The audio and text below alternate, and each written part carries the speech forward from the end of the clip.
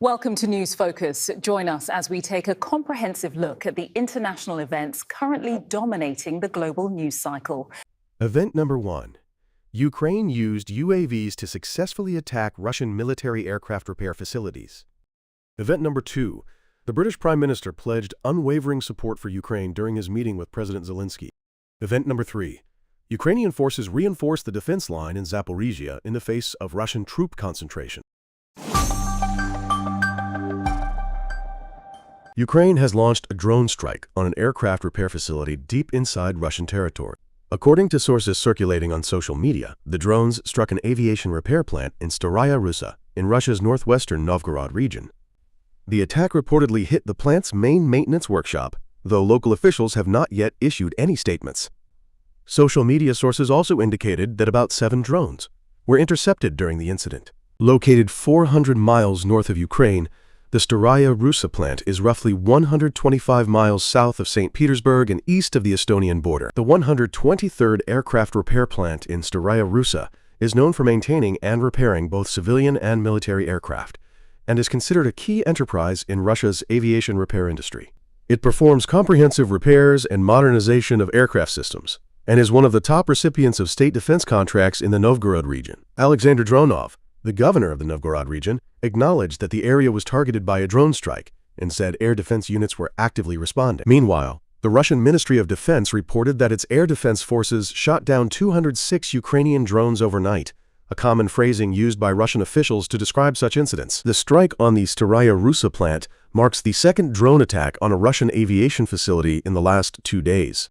On March 16th, the Ukrainian Air Force struck the Aviastar aircraft manufacturing plant in Ulyanovsk. Ukrainian forces have recently carried out numerous attacks on Russian-related targets in the occupied territories of Ukraine.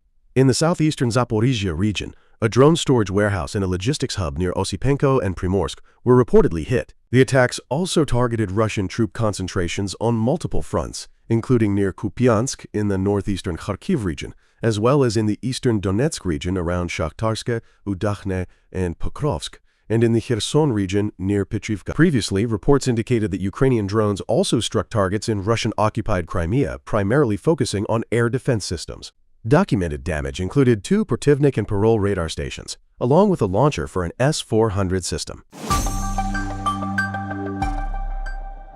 Ukrainian President Volodymyr Zelensky met with British Prime Minister Keir Starmer in London on Tuesday to discuss peace and sanctions against Russia. According to the Associated Press, the 2 leaders posed for photos at 10 Downing Street before beginning their session to set the agenda.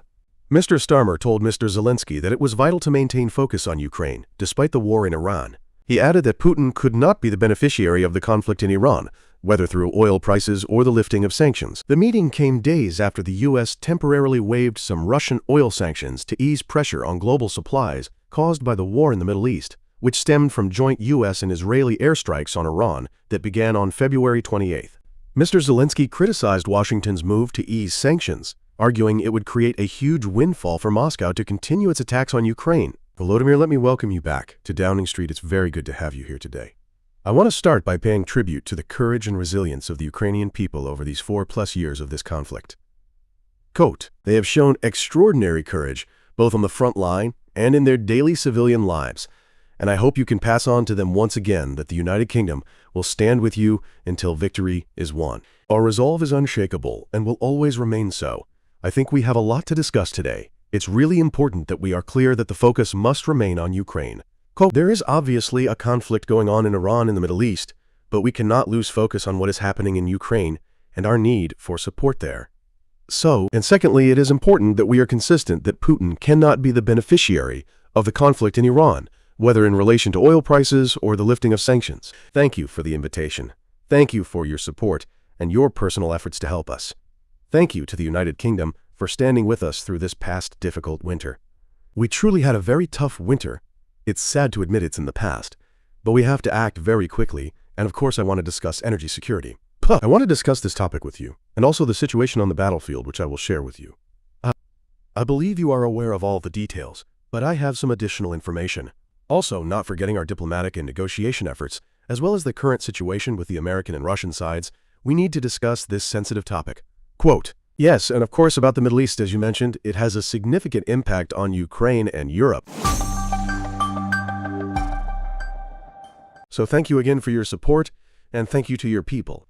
The commander-in-chief of the Ukrainian Armed Forces, Oleksandr Syrsky, has revealed that Russian troops are concentrating a large number of soldiers and military equipment in Ukraine's southeastern Zaporizhia region, particularly around the town of Hulyai-Pol. In a statement posted on the Telegram app, Syrsky said he spent another day visiting frontline units engaged in combat in various parts of the Zaporizhia region, including Stepnohirsk, Primorsky, Shcherbaki, Hulyai-Pol, Zelene, and Varvarivka. He noted that Russian forces are concentrating significant manpower and military equipment in this direction, clearly viewing it as one of their key operational priorities. According to the commander, the level of offensive activity near Hulyai-Pol is now much greater than in other areas of the front.